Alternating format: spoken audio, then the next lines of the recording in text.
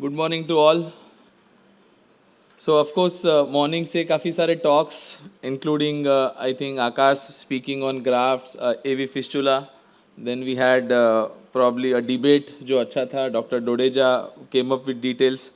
अब हम कॉमन चीज़ें जो हम रूटीनली देखते हैं, आई थिंक ऐसी चीज़ें जिसके लिए कई बार आप हमेशा फ़ोन करते रहते हो अपने नेफ्रोलॉजिस्ट को कि मेरे को डायलिसिस में ये हो गया वो हो गया, अभी मैंने क्या करने का. से कॉमन चीज़ों को डिस्कस करते हैं कि इसको हम इजी कैसे कर सके और day to day complications in dialysis हम क्या क्या देखते हैं. और इसमें आप एज अ जैसे सबने बताया कि आप प्राइमरी कई बार डिसीजन मेकर भी आप ही हो जाते हैं. बहुत सारे स्टैंड अलोन सेंटर्स में है, जैसे मैंने देखा बहुत सारे टेक्नीशियंस है. तो उस समय में डॉक्टर्स अवेलेबल नहीं रहेगा तो आपने क्या करना चाहिए. पेशेंट के रिलेटिव पैनिक रहते हैं, सिर पे खड़े रहते हैं कि क्या करना. Next. So complications in dialysis ये कॉमन चीज़ें है. स्लाइड प्लीज, चेंजर है. सो कॉमन कॉम्प्लिकेशंस आप क्या क्या देखते हो. तो पहले तो आपने ये डिसाइड कर लेना कि भाई मैं सीरियस कॉम्प्लिकेशन देख रहा हूँ या नॉन सीरियस देख रहा हूँ. नॉन सीरियस मतलब बहुत सारे पेशेंट्स हैं जो आते रहेंगे, सिर दर्द होता है, उल्टी, क्रैम्प्स, खुजली होते रहना, चेस्ट पेन, बैक पेन. अभी चेस्ट पेन बैक पेन ये थोड़ा चिंता वाला काम रहता है, बिकॉज कई बार ऐसा है कि अगर चेस्ट पेन बैक पेन में कुछ मिस हो गया और कार्डियक इवेंट रहा तो फिर टेंशन वाला काम हो जाता है कि अरे हमको बताया नहीं, डॉक्टर ने देखा नहीं, या फिर प्रॉब्ली टेक्नीशियन ने पिकअप नहीं किया. और कुछ चीज़ें हैं जो सीरियस है जिसमें आपको कंपलसरीली नेफ्रोलॉजिस्ट या आपके डॉक्टर को इन्वॉल्व करना ही है, जैसे कि ब्लड प्रेशर कम हो जाना, सडनली डायलाइजर रिएक्शन या एलर्जी हो जाना, इलेक्ट्रोलाइट इम्बैलेंस, पोटेशियम बढ़ गया कम हो गया. एंड रेयरली हम देखते हैं एक्सेसिव ब्लीडिंग, हीमोलिसिस, दिल की धड़कन अब ऊपर नीचे हो जाना या मिर्गी आ जाना. ये कॉमन चीज़ें हैं जो डायलिसिस में आपने विथ कोर्स ऑफ टाइम या आपने देखे हैं, आप देखते रहोगे, आप आगे वाले समय में देखोगे. ये जाने वाले नहीं है, हम बचपन से सुन रहे और ये होते रहने वाले. मशीन्स बदले नहीं बदले, हम कितनी भी ज़्यादा ध्यान रखें, कॉम्प्लिकेशंस आर कॉमन. एंड उसको एक पार्ट है जिसको हमें समय समय से कैसे निगोशिएट करना ये सीखना है. सो कॉमन कॉम्प्लिकेशंस और उसके परसेंटेजेस हम डिटेल में नहीं जाएंगे. ये हमारा डायलिसिस जो हम डे इन डे आउट देखते हैं. पंप एक बी पार्ट, डायलाइजर आपका ट्यूबिंग्स. डायलिसिस क्या करता है, हमारा सब शरीर का कचरा निकालता है. This is how a dialyser looks. ये आप रोज देखते हो, मैं डिटेल में नहीं जाऊंगा ज़्यादा. सर्किट ये हमेशा याद रखना है, ब्लड जाएगा डायलाइजर में जाएगा, डायसाइलेट से फ्लूइड आपका एक तरफ से उल्टी तरफ से डायसाइलेट जाएगा और एक तरफ से ब्लड फ्लो आएगा और उस हिसाब से एक्सचेंज चालू रहेगा. थोड़ा बेसिक्स को टच करते रहना ज़रूरी है हमेशा, जैसे हम करते रहते हैं. सो दिस इज़ हाउ आपका फिल्ट्रेशन प्रोसेस चालू रहता है, जहाँ कचरा निकल रहा है और पानी निकल रहा है. अब सबसे पहली चीज़ हमेशा जो होती है वो है ब्लड प्रेशर डाउन होना. सो ये हमेशा एक कॉमन प्रॉब्लम है, जहाँ कई बार ऐसा देखा गया है कि पेशेंट्स को भेज दिया जाता है या डिसीजन लेना डिफ़िकल्ट हो जाता है कि पेशेंट को एडमिट करना, पेशेंट को डायलिसिस यूनिट में ही रखना या पेशेंट को नेफ्रोलॉजिस्ट के पास वापस भेज देना. तो ब्लड प्रेशर क्यों कम होता है, कुछ फैक्टर्स पेशेंट संबंधित है. जैसे मेरा पेशेंट ऑलरेडी पानी उसके शरीर के अंदर कमी है, या तो उसका ब्लड पंपिंग, हार्ट का पंपिंग कम है. बहुत सारे डायबिटिक पेशेंट्स का इजेक्शन फ्रैक्शन या पंपिंग कम रहता है. तो ये मालूम होना ज़रूरी है. हम probably I don't know with time हम कई सारे डायलिसिस यूनिट में लेफ्ट साइड ऑफ आपकी जो फाइल है उसमें हम एक पेज बनाते हैं जिसमें हम बेसिक कोमॉर्बिडिटीज़ पेशेंट की लिख के रखते हैं. उसमें ये पंपिंग या जो भी बेसिक काज है, उसको डायबिटीज़ है, उसको ब्लड प्रेशर है या उसको पंपिंग कम है, ये लिखा या मेंशन होना ज़रूरी है. शिफ्ट बाय शिफ्ट कई बार डायलिसिस चेंज होते रहता है और हम ये भूल जाते हैं. पेशेंट डायलिसिस में आता है, बीपी 100 ही रहता है. कल ए टेक्नीशियन था, आज बी टेक्नीशियन, अरे आपका बीपी 100 ही है, हम डायलिसिस नहीं करेंगे. बाबा उसकी पंपिंग कम है, उसका बीपी 100 ही रहने वाला है. तो ये हमें मालूम होना कुछ कुछ चीज़ें ज़रूरी हो जाता है कि पेशेंट्स का ब्लड प्रेशर बेसलाइन कितना रहता है. डायरेक्टली बीपी लो होने की वजह से हम डायलिसिस नहीं करें, या वो पुअर कार्डियक पेशेंट का आप बोलो कि बीपी 100 ही था इसलिए मैंने आज 500 ml फ्लूइड निकाला. अगले दिन पेशेंट डॉक्टर को फ़ोन करेगा, कल 500 ही निकाला, आज मेरे को बहुत दम लग रहा है, मेरा ऑलरेडी ब्रेथलेस चालू हो गया है. तो ये सिस्टम जो है ये मालूम रखना ज़रूरी है. और technicians as a technicians base idea of each and every patient, जो हम डेफिनेटली मेडिकल ये रहता है, पर आपके नेफ्रोलॉजी के प्रिस्क्रिप्शन पे वो कॉमन चीज़ें लिखी रहती है जिसको हमको फॉलो करना ज़रूरी है. अनेमिया, ब्लड कम होना, ये कॉमन रीज़न है. अगेन ब्लड प्रेशर्स आपके कम हो जाना, जो आपको मालूम होना है. बहुत सारे पेशेंट बहुत बीपी की दवाइयाँ लेते हैं, जैसे मैक्सिमम डायलिसिस पेशेंट्स अगर आप देखोगे तो 2 दवाई से लेके 10 दवाई के बीच में बीपी के लेते हैं। सब जगह पे ये धीरे धीरे टेक्निक डेवलप होती गई है कि डायलिसिस के दिन अगर पेशेंट का बीपी ड्रॉप हो रहा है तो बीपी की दवाइयाँ मत लेके आइए। बहुत सारे पेशेंट सुबह का डोज स्किप करने के बाद भी बीपी ड्रॉप होता है, तो हम बोलते हैं रात का भी डोज मॉनिटर करके लीजिए। तो ये ज़रूरी है। एंड पानी, सबसे बड़ा प्रॉब्लम कितना पानी निकालना। बहुत सारे पेशेंट्स फ़ोन आता है, सर आज 5 लीटर बढ़ गया है। तो हम 5 लीटर को टारगेट नहीं करना है। अगर ऐसा सिचुएशन आता है तो हमें उसे डिवाइड करना है। भाई आज आपका 3 लीटर या 2.5 लीटर निकलेगा, नेक्स्ट डायलिसिस एक और एक्स्ट्रा करना पड़ेगा जहाँ पेशेंट एक्स्ट्रा पानी निकाल पाएगा। झगड़े होंगे, पेशेंट चिड़चिड़ करेगा, पर 5 लीटर एक साथ निकालना is not going to be the solution. वो आपका पेशेंट का बीपी क्रैश होगा और वो ज़्यादा तकलीफ होगी। प्रोसीजर जैसे मैंने बताया कि भाई किसी का पोटेशियम अप डाउन है तो भी मेरा ब्लड प्रेशर डाउन हो सकता है, मेरा फिल्टर का साइज अप डाउन है तो भी मेरा प्रेशर डाउन हो सकता है। कई बार पेशेंट 60 kg है, हम F8 यूज़ कर रहे हैं। आप कई बार पेशेंट हैवी वेट का या लो वेट के बच्चे देख रहे हो या फीमेल्स देख रहे हो, वजन कम है, हम F6 ही यूज़ कर रहे हैं, जबकि पेशेंट 40 kg का ही है। तो ये एक बेसिक आइडिया रखना ज़रूरी है। अगर पेशेंट का ब्लड प्रेशर घर पे अच्छा रह रहा है और आपके पास आने के टाइम ही ब्लड प्रेशर ज़्यादा कम ज़्यादा हो रहा है और अगर वाटर ज़्यादा रिमूवल नहीं है तो फिल्टर साइज़ या फिल्टर फ्लक्स देखना भी साथ में ज़रूरी है।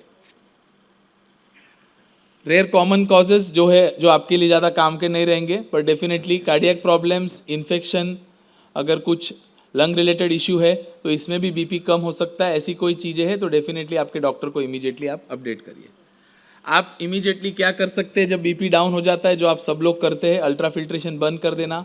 पेशेंट का पहले तो पाँव ऊपर कर देना या हेड एंड पोजीशन को नीचे कर देना, सलाइन दे देना 200 ml 300 ml, जिसके हिसाब से आप पेशेंट का ब्लड प्रेशर लो है। अगर फिर भी ब्लड प्रेशर लो रहता है तो कई बार बीपी बढ़ाने की दवाइयाँ या हॉस्पिटलाइजेशन करने की ज़रूरत पड़ सकती है।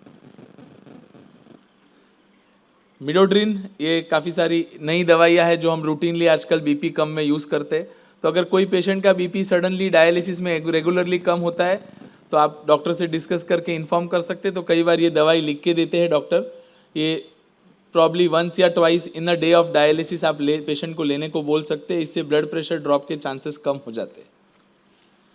सेकेंड कॉमन प्रॉब्लम, डायलिसिस में ब्लड प्रेशर बढ़ जाना। ब्लड प्रेशर कम हो जाना ज़्यादा चिंतित विषय है या ब्लड प्रेशर बढ़ जाना ज़्यादा चिंतित विषय है, या दोनों इक्वली इंपॉर्टेंट है? दोनों इक्वली इंपॉर्टेंट है, यस, वेरी इंपॉर्टेंट। तो ये दोनों ध्यान रखना ज़रूरी है। एक टेक्नीशियंस में देखा गया है कि कॉमन नॉर्म बन गया है कि डायलिसिस के दिन बीपी का गोली मत लेके आओ। बहुत सारे पेशेंट्स हैं जिनका बीपी ज़्यादा रहता है, तो हमें वो, जैसे मैंने वापस फर्स्ट स्टेटमेंट बताया कि आपके पास एक लेफ्ट पेज पे आपके बेसिक पेशेंट्स के डिटेल लिखे होने ज़रूरी है कि बाबा उसमें इश्यूज़ लिखे होने ज़रूरी है कि ये पेशेंट का ब्लड प्रेशर डायलिसिस के समय कम होता है या ये पेशेंट का डायलिसिस के समय बीपी बढ़ता है। अगर वो मुझे मालूम है तो ही मैं उसका डिसीजन ये ले सकने वाला हूँ। हर टाइम गोली नहीं लेगा तो भी तकलीफ, ज़्यादा लेके आएगा तो भी तकलीफ। ब्लड प्रेशर बढ़ जाना, यस, अगर पेशेंट का ऑलरेडी ब्लड प्रेशर का प्रॉब्लम है, जैसे मैंने बताया बहुत सारे हार्मोनल इश्यूज़ है जिससे वजह से डायलिसिस में ब्लड प्रेशर बढ़ता है। अगर पैराथायराइड बहुत ज़्यादा बढ़ा हुआ है तो बढ़ता है। अगर एरिथ्रोपोइटिन का डोज ज़्यादा चल रहा है और हीमोग्लोबिन बहुत ज़्यादा है तो भी डायलिसिस में ब्लड बढ़ सकता है। जैसे डॉक्टर साहब ने अभी बताया, डोडेजा साहब ने, कि अगर आपका एरिथ्रोपोइटिन का डोजेजेस आप बराबर आपके हिसाब से हीमोग्लोबिन 10 से 12 के बीच में रख पाते हो तो वो ज़्यादा बेटर है। क्योंकि जैसे बताया हमने शुरुआत में भी, कई पेशेंट्स हमारे पास 6 महीना 8 महीना साल आते ही नहीं है कई बार। तो पेशेंट के लिए विद टाइम टेक्नीशियन, भगवान, डॉक्टर सब आप ही को बनना है। अनलेस पेशेंट ज़्यादा कॉम्प्लिकेट होता है तो ही हमारे पास पहुँचता है। अभी हमको ब्लड प्रेशर अगर बढ़ रहा है तो हमें डेफिनेटली पेशेंट्स को बेसिक चीज़ों पे इत्तला करना है कि बाबा आप सॉल्ट खाना कम कर दीजिए। आपको वाटर जो है पेशेंट को अल्ट्रा फिल्ट्रेट जो रिमूव करना है उसको हमें डायलाइज करना है। Most common problem for any dialysis patient जिसका ब्लड प्रेशर बढ़ रहा है, फॉरेन में स्टडीज़ देखा गया है कि अगर आपको ब्लड प्रेशर पहले था डायलिसिस चालू करने के पहले, 90% पेशेंट्स का डायलिसिस चालू करने के बाद ब्लड प्रेशर नॉर्मल हो जाता है और उनको गोली नहीं लगती है। बिकॉज वहाँ पे डायलिसिस लंबे समय के लिए होता है, एडिक्वेट होता है। कई बार हम यहाँ 2 ही बार करते हैं, कई बार पेशेंट 1 ही बार करता है, और ultra filtration removal up to the mark होता है। यहाँ बार कई बार आप पेशेंट देखोगे मैक्सिमम टाइम्स डायलिसिस लेने के बाद भी पेशेंट को इतनी सूजन रहती है, पूरा क्लियर नहीं होता है। सो वाटर कितना निकालना, क्या निकालना, ये बहुत ज़रूरी है। जैसे मैंने बताया एरिथ्रोपोइटिन डोज अगर अप डाउन है तो वो करना बहुत ज़रूरी है। बॉडी कॉम्पोजिशन एनालिसिस जो हम रूटीनली करते हैं बहुत सारे पेशेंट्स में, अगर पेशेंट्स का ब्लड प्रेशर बहुत ज़्यादा अप या डाउन होता है तो डॉक्टर से डिस्कस करके बॉडी कॉम्पोजिशन एनालिसिस ये एक टेस्ट है जिसमें आपको पेशेंट का ड्राई वेट एग्जैक्टली कितना होना चाहिए ये एग्जैक्ट कैलकुलेट करके मिलता है। तो अभी हम कई बार जो है मैन्युअली सूजन है तो ज़्यादा लगाते हैं, सूजन नहीं है तो हम कम लगाते हैं। तो ये जानना बहुत ज़रूरी है कि मेरे पेशेंट का ड्राई वेट होना कितना ज़रूरी है। अगर ब्लड प्रेशर रिकरेंटली कम हो रहा है तो मेरे को कार्डियक डेथ का ज़्यादा रिस्क है, हाई हो रहा है तो भी मुझे कार्डियक डेथ का ज़्यादा रिस्क है। इसलिए मुझे दोनों केसेस में ये ध्यान रखना बहुत ज़रूरी है कि मैं कैसे रखता हूँ। Next common complication dialyser reaction. दो प्रकार के होते हैं, ए एंड बी। ए मतलब सीवियर टाइप का है, एनाफाइलेटिक, जहाँ समय पे या जगह पे ही पेशेंट की मृत्यु हो सकती है। बी माइल्ड रिएक्शन है, इस पे ध्यान रखना ज़रूरी है। ज़्यादातर पेशेंट्स जो शुरुआत में पहली बार नया डायलिसिस चालू करते हैं उनको ज़्यादा होने के चांसेस है। एकाएक दम लग जाना, चेहरा सूज जाना, शरीर में झुनझुनाहट होना, ये कॉमन सिम्टम्स है। तो अगर ऐसा कुछ इमीडिएटली हो रहा है तो आपको ध्यान रखना है। क्यों होता है? जो डायलाइज़र में या स्टेरिलाइजेशन में इथिलीन ऑक्साइड जो यूज़ होता है उसके वजह से ये रिएक्शन हो सकता है। तो अगर ऐसा कुछ है, इसलिए हर डायलिसिस यूनिट में अट्रोपिन, हाइड्रोकॉट, ये सब चीज़ें अवेलेबल है हमारे पास, ये हमने चेक करके रखना है और ये देखना ज़रूरी है। कई बार मेडिसिन जो आपके इमरजेंसी मेडिसिन है वो एक्सपायर्ड रहते हैं, कई बार हम देखते नहीं, या कई बार हमारा इमरजेंसी ट्रे रेडी नहीं रहता है।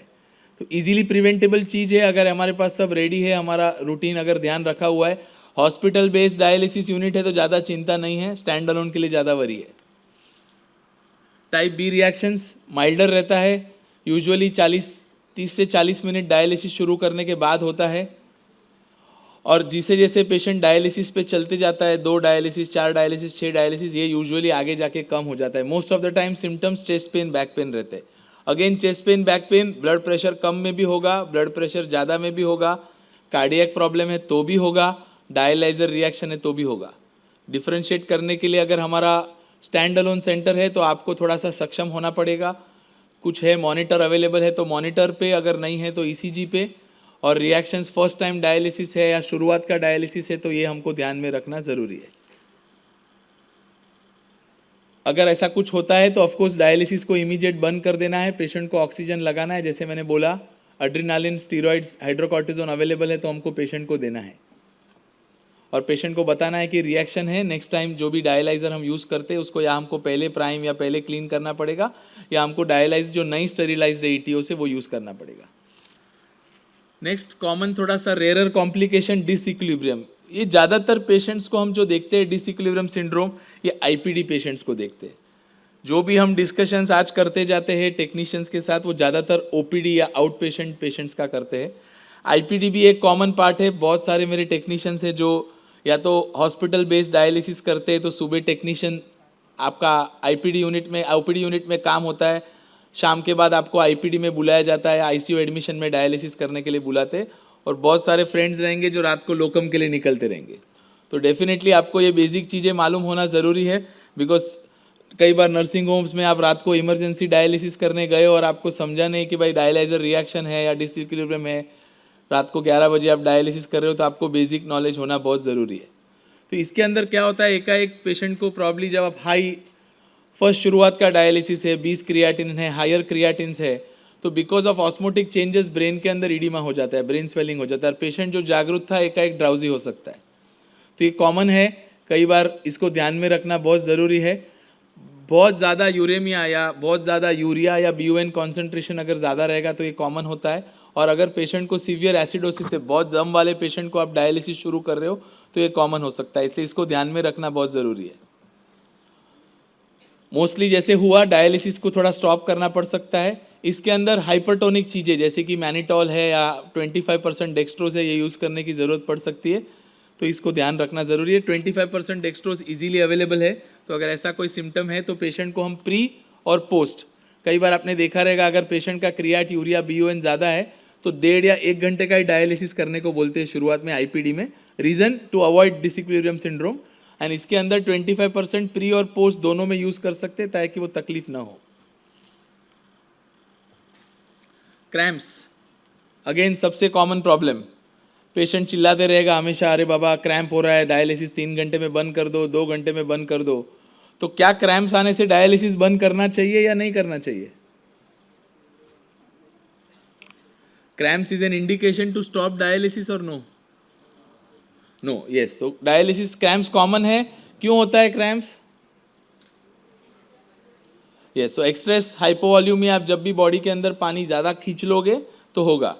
कब होगा? जब कॉमनली अगेन प्रॉब्लम, पेशेंट आया, अरे आज मेरा 4 किलो बढ़ गया है, एक डायलिसिस मैंने स्किप कर दिया, और आप अरे चलो आया है, अभी त्यौहार था, ईद गया, गुड़ी पड़वा गया, अरे एक दिन स्किप हो गया है, हमने भी एक दिन छुट्टी ले ली, आ गया, लगा दिया, कितना बड़ा है, 4 लीटर लगा दिया. अभी 1 घंटे के अंदर अगर आप 4 घंटे का डायलिसिस ज़्यादातर यूनिट्स में होता नहीं है, सब जगह 3-3.25 घंटे में वाइंड अप हो जाता है. तो 3-3.25 घंटे में अगर मेरे को 4 लीटर निकालना है तो प्रॉब्लम होने वाला है. तो मुझे एक्सपेक्टेड है कि मुझे क्रैम्प्स होंगे. सो ऐसे सिचुएशन में हमें क्या करना है कि बाबा पहले से ही जैसे बोला, एक एक्स्ट्रा के लिए एडवाइस करो, या तो आप अल्ट्रा फिल्ट्रेशन का जो रेट है वो 500-700 के ऊपर पॉसिबल है तो नहीं लेके जाना है. अगेन हाइपोटेंशन एंड क्रैम्प्स, ये दोनों कॉमन रीजंस है और दोनों जानलेवा हो सकता है, इसलिए ध्यान रखना ज़रूरी है. सेकेंड कॉमन रीज़न, डायलाइज़र बड़ा यूज़ करना. बहुत बार देखा गया है कि हॉस्पिटल से F6 या FAT मिलता है तो हम वो यूज़ करते रहते हैं. तो हमें वो एक समझना है हमारे लेवल पे कि बाबा हम क्या यूज़ कर रहे हैं, और मेरे को जो क्रैम्प्स आ रहे हैं घड़ी घड़ी वो डायलाइज़र साइज़ की वजह से आ रहे हैं या अल्ट्रा फिल्ट्रेशन ज़्यादा करने की वजह से आ रहे हैं. पोटेशियम और कैल्शियम, ये दूसरा एक कॉमन चीज़ है. हाइपोकैल्सीमिया, अगर मेरा पेशेंट का कैल्शियम सतत लो है तो भी ऐसा हो सकता है. कई बार ऐसा होता है, पेशेंट डॉक्टर के पास कभी गया तो अक्टूबर 2023 में, डॉक्टर लखानी को 23 में अक्टूबर में दिखाया था और डायलिसिस अभी अप्रैल में चल रहा है. लास्ट कैल्शियम कभी किया तो फरवरी में किया, कितना था? 7 था. उसके बाद ट्रीटमेंट चेंज नहीं हुआ बिकॉज पेशेंट गया ही नहीं. तो आपको उनको समझाना पड़ेगा कि बाबा कैल्शियम कम है, आप एटलीस्ट डॉक्टर से बात करके फ़ोन पे कुछ दवाई चालू करिए या उनको भेजिए, बिकॉज एवरी टाइम पानी कम निकालने से वो ओवरलोड में जा सकेगा, या एवरी टाइम क्रैम्प से वो डायलिसिस नहीं लेगा तो और प्रॉब्लम हो सकता है. तो कॉमन चीज़ें जो आप आपके लेवल पे सॉल्व कर सकते हो. ट्रीटमेंट जैसे मैंने बताया, अगर इमीडिएट हो रहा है, ब्लड प्रेशर भी साथ में ड्रॉप हो रहा है तो फ्लूइड रिप्लेसमेंट करना ज़रूरी है. काफ को सिंपली मसाज करने से या एंकल को मोड़ देने से कई बार पेन रिलीव हो जाता है. घर पे जैसे रात को क्रैम्प आता है तो बीवी को उठा के बोलते हो बाबा पाँव में क्रैम्प आ गया, कुछ करो, वैसे टेक्निक आप यहाँ भी यूज़ कर सकते हैं. जैसे मैंने बताया, कैल्शियम, ग्लूकोज और IV फ्लूइड, ये तीनों हम यूज़ कर सकते हैं अगर हमें इमीडिएट क्रैम्प आ रहा है. और अगर पेशेंट्स को रिकरेंट क्रैम्प आ रहा है तो आपको उसको बताना है कि बाबा तेरा ड्राई वेट कितना है, वो चेक करवा के ले लीजिए. जैसे मैंने बोला, बॉडी कॉम्पोजिशन एनालिसिस ईजी है वो करने के लिए, वो हम कर सकते हैं. Common injections, carnitine, vitamin E, vitamin C जो आप यूज़ करते हो क्रैम्प्स के लिए, वो सप्लीमेंट्री कर सकते. बट जब भी बाकी के रीजंस रूल आउट हो गए, अगर पानी ज़्यादा निकाल रहे हो और कार्निटिन देते रहोगे तो क्रैम्प जाने वाला नहीं है, ये समझना ज़रूरी है. कई बार फ़ोन आते रहता है, अरे कार्निटिन चालू रखूँ क्या, इसको क्रैम्प आते ही रहता है. अरे बाबा, पर कार्निटिन वाटर की वजह से आ रहा है या कार्निटिन डेफिशिएंसी की वजह से आ रहा है, ये समझना ज़रूरी है. ये सिंपल वे ऑफ मसाजिंग जिससे हम क्रैम्प्स रिलीव कर सकते हैं. Rare complications, air embolism common क्यों होता है, ये आपके लिए क्यों लिख रहा हूँ. कई बार आप हॉप खोल के जो हम ओपन करते हैं और पीछे बात चालू रहता है तो एयर जा सकता है, तो ये बहुत ध्यान रखना है. और सेकेंडरी, कई बार बहुत सारे सेंटर्स है जो डायलिसिस कैथेटर खुद निकालते. कई बार है, अरे सर इसका फिस्चुला चालू हो गया है, कैथेटर निकाल देना है. डॉक्टर भी बोलता है ठीक है, पेशेंट हॉस्पिटल में नहीं आना चाहता है, आप वहीं निकाल दो. कैथेटर निकालने के समय कंपलसरी सुपाइन पोजीशन या लेटे हुए पोजीशन में रखना है. स्लोली कैथेटर निकालना है. कैथेटर निकालने के समय ब्रीदिंग को रोकने के लिए बोलना है ताकि वो एयर सक ना हो जाए अंदर. और निकालने के बाद एटलीस्ट 15 मिनट पेशेंट को लेटा के रखना है विथ प्रेशर. बहुत बार देखा गया है कि बैठ के खींच दिया, बैठ के करोगे, सांस लेते हुए करोगे, चांसेस ये है इमीडिएट कोलैप्स, वहीं के वहीं डेथ हो सकती है. रेयर कॉम्प्लिकेशंस बट हमने देखे हैं. तो ये कॉमन चीज़ें हैं जो आप लोग करते हो, कोई एक्सेप्ट नहीं करता है पर हमें मालूम है कि आप लोग ये करते हो. तो ये ज़रूरी है कि भाई जो अवॉइड कर सकते हो वो अवॉइड करिए. बेड नहीं है सर, सब बेड फुल था, पेशेंट आके जिद कर रहा है कैथेटर निकाल दो, सिस्टर की चेयर पे बिठा दिया और खींच दिया, तो ये नहीं करना है. नहीं, उसको बोलो कि भाई ये टाइम पे आना है, जब 2 शिफ्ट के बीच में जगह रहेगा तभी आइए, तभी हम कर सकेंगे, या इमरजेंसी वार्ड में भेज दीजिए. अगर ऐसा कोई इमीडिएट सिचुएशन डेवलप होता है, सडनली पेशेंट ब्रेथलेस हो जाता है, तो एटलीस्ट ऑक्सीजन चालू कर दीजिए, पेशेंट को फ्लैट सुला दीजिए, उतना करना ज़रूरी है. या अगर बेड प्रॉप्ड अप आपका हो सकता है इस तरीके से तो ये सबसे बेस्ट रहेगा। हीमोलिसिस आजकल ज़्यादा नहीं देखते, बट अगेन कॉमन चीज़, एकाएक ब्लड एकदम पानी जैसा हो जाना, very rare, but as a technician आपको मालूम होना चाहिए कि ऐसा कुछ हो सकता है और इसको हमें ध्यान रखना ज़रूरी है। स्मॉलर नीडल यूज़ करते हैं, कई बार हाई ब्लड स्पीड यूज़ करते हैं, कई बार रिंस अच्छे से नहीं हुआ है, कई बार नेगेटिव प्रेशर ज़्यादा रहता है तो ब्लड टूटने लगता है, ये कॉमन चीज़ है। और कई बार केमिकल्स के वजह से, जो हाइपोक्लोराइट है या फॉर्माल्डिहाइड है, तो ये कॉमन चीज़ है, इसको ध्यान रखना है। ऐसा कुछ ब्लड दिखने लगे तो इमीडिएटली ब्लड पंप स्टॉप कर देना है, वीनस ब्लड लाइन है वो स्टॉप कर देना, ऐसा ब्लड बॉडी में न जाए इसका ध्यान रखना है। Blood grouping cross matching possible है तो भेज देना है और ऑक्सीजन लगा देना है। एटलीस्ट आपके लेवल पे इतना करके फिर डॉक्टर को इन्फॉर्म करना है। प्राइमिंग या जो भी हम करते हैं इसको अच्छे से करना बहुत ज़रूरी है, बिकॉज ये ज़रूरी है। और नीडल साइज़, जैसे हम काफ़ी टॉक्स में ये बात करते जा रहे हैं कि नीडल साइज़ देखना बहुत ज़रूरी है। बहुत छोटी साइज़ की नीडल प्रिक करके हायर ब्लड फ्लो की अपेक्षा रखेंगे तो ये कॉमन होने का चांस है। और बहुत ज़्यादा लाइंस को दबा के रखना तो भी एक कॉमन चांस है। इस तरीके से सडनली दिखेगा मेरा यूनिट, एकाएक एकदम ब्लड रेड और एकदम पतला हो जाएगा। So this is haemolysis. Picture एक बार देखोगे तो भूलना नहीं चाहिए, अनकॉमन है बट मालूम होना जरूरी है। अगेन कार्डियक अरिथमियाज आपके ज़्यादा काम का नहीं है, पर यस आप डायलिसिस टेक्नीशियन में हैं, आप प्राइमरी केयर है, जैसे हर डायलिसिस टेक्नीशियन को, मुझे मालूम नहीं है आपको सीपीआर आता है कि नहीं, बट सीपीआर का ट्रेनिंग हर एक टेक्नीशियन ने लेना ज़रूरी है। बहुत सारे स्टैंड अलोन सेंटर्स में नहीं लेते हैं, पर ये ज़रूरी है बिकॉज उस समय आप ही रहने वाले हो और पेशेंट को इमीडिएट अगर वो समय पे आप पंप और ब्रीदिंग, आर्टिफिशियल ब्रीदिंग सपोर्ट कर सकते हो तो पेशेंट की जान बच सकती है। अरिथमियास कॉमन, अगर ऐसा कोई तकलीफ आता है तो ईसीजी या कार्डियक मॉनिटर ऐसे लगाना है एटलीस्ट। अगर कुछ ऐसा अलग से दिख रहा है तो डॉक्टर को इमीडिएट इन्फॉर्म करना है।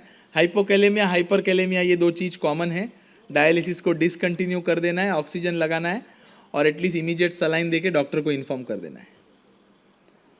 हेमरेज, ये एक कॉमन चीज़, अगेन यहाँ वहाँ से ब्लीडिंग शुरू हो जाना।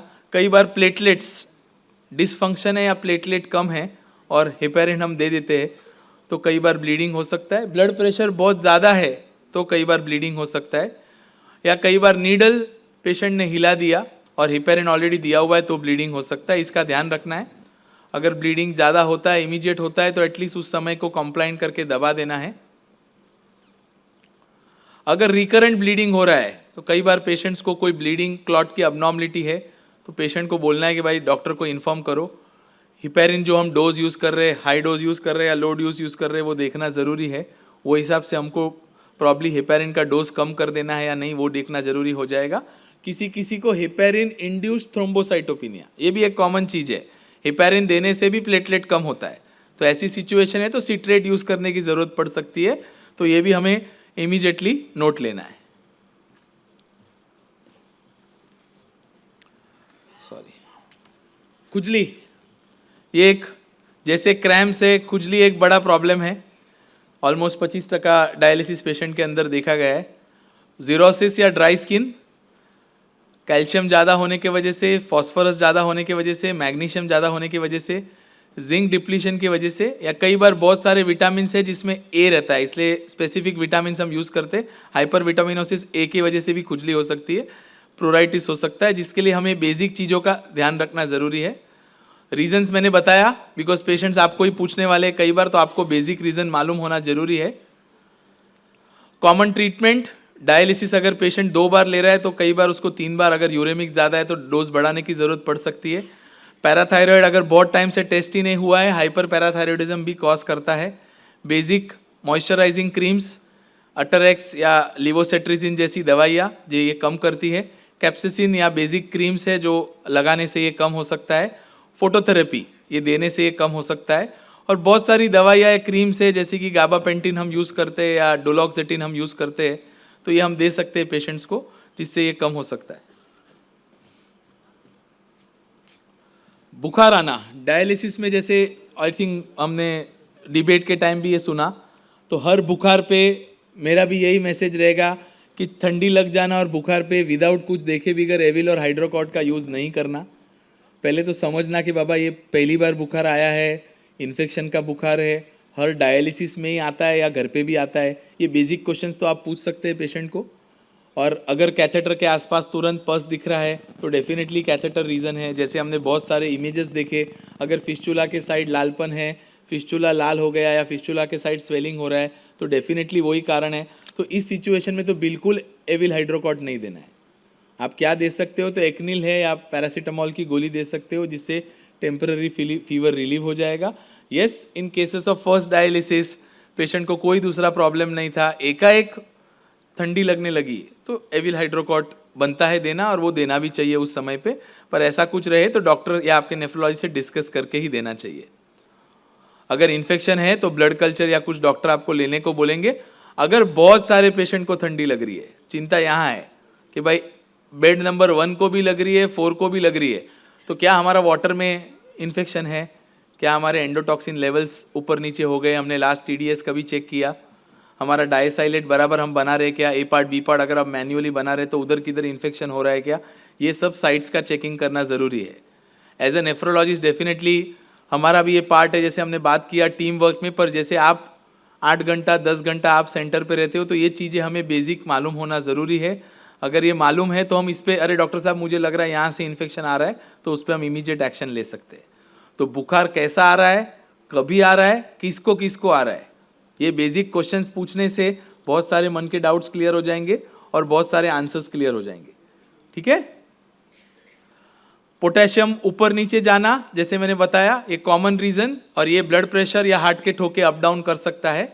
तो अगर किसी का ब्लड रिपोर्ट्स में पोटेशियम सतत अप या डाउन है तो आप एटलीस्ट उनको नोटिफाई करिए, रिपोर्ट्स पे टिक करिए और डॉक्टर के पास भेजिए। आपने इतना ही करना है, तो ये ध्यान रखना ज़रूरी है। और बहुत सारे बार देखा गया है कि बहुत समय के लिए पोटेशियम फ्री डायसाइलेट यूज़ किया जाता है। तो पोटेशियम फ्री डायसाइलेट का स्पेसिफिक रोल है लास्ट 1 आवर या कुछ, और लो पोटेशियम डायसाइलेट, 0 पोटेशियम डायसाइलेट का कोई रोल नहीं है, वो यूज़ नहीं करना चाहिए। एकाएक पेशेंट बहुत ज़्यादा पोटेशियम कम हो गया तो भी प्रॉब्लम हो सकता है। Most of our kidney patients को ज़्यादा पोटेशियम की आदत रहती है, 5 साढ़े 5 पे ये खुश रहते हैं, ज़्यादा 3 तलक लेके आए तो ज़्यादा कॉम्प्लिकेशंस हो सकता है। तो जो भी टारगेट करना है वो नेफ्रोलॉजिस्ट से डिस्कस करके ही करना है। कई बार देखा गया है कि 4 घंटे में 2-2.5 घंटा पोटेशियम फ्री डायलिसिस चलते रहता है, वैसा नहीं करना है। कुछ कॉमन ECG चेंजेस जो हम एटलीस्ट रूटीन में, अगर हम ECG हमारे यूनिट में अवेलेबल है तो हमें ध्यान रखना ज़रूरी है। अगेन ज़्यादा पोटेशियम ज़्यादा वरी, क्योंकि पोटेशियम ज़्यादा होने से कभी भी कार्डियक प्रॉब्लम्स, अरिथमिया प्रॉब्लम्स या कार्डियक अरेस्ट का रिस्क बढ़ जाता है। तो पेशेंट को ये समझाना ज़रूरी है, अगर पोटेशियम ज़्यादा रहता है तो। बहुत बार पोटेशियम ज़्यादा रहना एसिडोसिस या इनएडिक्वेट डायलिसिस का रीज़न है, तो इसको पहले सॉल्व करना है। रेयर कॉम्प्लिकेशंस बहुत सारे हैं, पेरिकार्डाइटिस है या फिर हार्ट के आसपास पानी भर जाना है, उसके अंदर सीवियर शार्प चेस्ट पेन्स होंगे, उसको ध्यान ज़्यादा हम ये करेंगे। तो ये ध्यान रखना ज़रूरी है whether it is muscular pain और नहीं। और जैसे मैंने बताया, हर एक को बेसिक CPR या बेसिक रिससिटेशन ट्रेनिंग लेना ज़रूरी है। अगर आपने नहीं लिया है तो ये करना बहुत आवश्यक है, बिकॉज आप फर्स्ट प्राइमरी केयर गिवर है। और कोई भी ऐसा कॉमन डाउट से नहीं है तो आपने लेना ज़रूरी है। और हर टेक्नीशियन ने अपने आप को, अपने फ्रेंड्स को डे टू डे अपडेट करते रहना ज़रूरी है, क्या नया आ रहा है, क्या नया हो रहा है। जैसे लॉक्स का डिस्कशन हुआ, बाइकार्बोनेट्स का डिस्कशन हुआ, फीवर के ट्रीटमेंट्स का डिस्कशन हुआ, कुछ नई दवाइयों का डिस्कशन हुआ, BP अप डाउन में कुछ नया हो रहा है, जैसे मैंने मिडोड्रिन बताया। तो ये हमें एक बेसिक यंगस्टर्स है तो हमें अपडेट रखते रहना ज़रूरी है। खाली पाइप जोड़ना निकालना हमारा काम नहीं है, ये बहुत ज़रूरी है। और सबने मोस्ट ऑफ पेशेंट्स ICU या IPD डायलिसिस भी करते हैं, तो हमें जो मैंने बेसिक कॉम्प्लिकेशंस बताया इसको हम डे टू डे देखने वाले, तो इसे हमें बेसिक हमारा नॉलेज अपडेट करते रहना ज़रूरी है। Thank you.